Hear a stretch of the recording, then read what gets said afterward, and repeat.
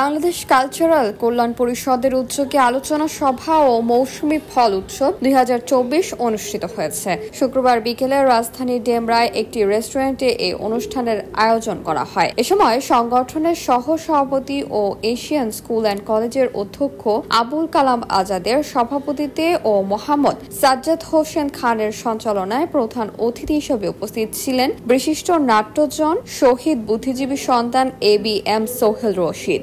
বিশেষ অতিথি ছিলেন সংগঠনের প্রধান উপদেষ্টা আবু সাইম লিটন প্রবাসী, প্রতিষ্ঠাতা পরিচালক তাহেরা খাতুন। এছাড়া উপস্থিত ছিলেন আইন বিষয়ক সম্পাদক অ্যাডভোকেট ডক্টর এরশাদুল কাউসার, মিডিয়া বিষয়ক সম্পাদক তানভীর আহমেদ, সহ প্রচার সম্পাদক মতিউর রহমান, সহ প্রচার সম্পাদক হোসনে আরা খান শিখা, ধর্ম বিষয়ক সম্পাদক রুহুল আমিন মোল্লা, উপদেষ্টা সাহারা খাতুন, মুসলিম উদ্দিন, আব্দুল সালাম মনু, সংগঠক আর মুজিব, হাসান শাহরিয়ার, সদস্য লিজা আহমদ সহ আরো অনেকে। সার্বিক ব্যবস্থাপনায় ছিলেন সাধারণ সম্পাদক মোহাম্মদ আবু তাহের।